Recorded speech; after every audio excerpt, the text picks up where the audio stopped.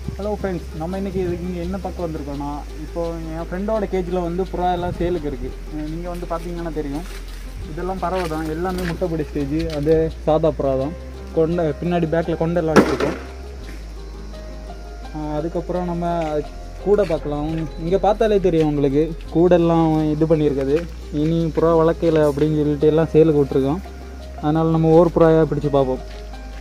அங்கே நம்ம இப்போ அந்த கேஜை பார்க்கலாம். இதுதான் அவனோட கேஜி. இங்கே பார்த்தீங்கன்னாலே தெரியும், எல்லாம் அப்படி செத்தறி போய் கிடக்கு. இப்போது புறா எதுவும் வளர்க்கல அப்படின்னு. இதுதான் அந்த கேஜி. சின்ன கேஜி தான், ஆனால் ஒரு 14 செட்டு இருக்குது. இங்கே பார்த்தீங்கன்னா தெரியும். பார்த்தீங்கன்னா இதெல்லாம் சும்மா தான் இப்போ வச்சுருக்கோம். அதுக்கு முன்னாடி நல்லா இருக்குது. இப்போ எல்லாம் சேலுக்கூடியனால தான் அது எதுவும் பராமரிக்காமல் அப்படி.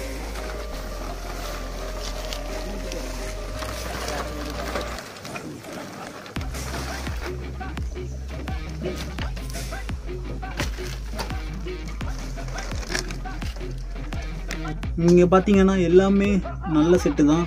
எல்லாம் இதெல்லாம் பட்டா, இதெல்லாம் பெரிய புறா, இது எல்லாமே சேலுக்கு தான் இருக்குது.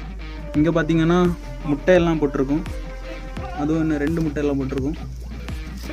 பார்த்தீங்கன்னா தெரியும். அதுக்கப்புறம் அதே கீழே அதே மாதிரி முட்டை போட்டிருக்கு. பார்த்தீங்கன்னா தெரியும், அது இப்போ அடை காத்துட்ருக்கு. 2 முட்டை போட்டிருக்கா, நான் பாருங்க.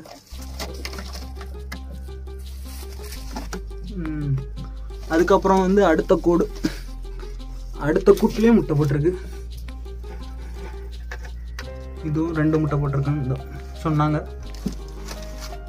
இது 2 முட்டை போட்டிருக்கு. அதுக்கப்புறம் இன்னொரு கூடு இருக்கு.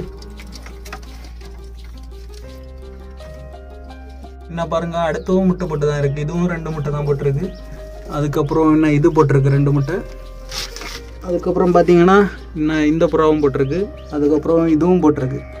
மொத்தம் 4 செட்டு முட்டை போட்டிருக்கு. அதுக்கப்புறம் ஒரு 14 செட்டு இருக்குது மொத்தமே சேர்த்து. பாக்கி எல்லாம் வெளில இருக்குன்னு இல்லைங்க காட்டுறேன்.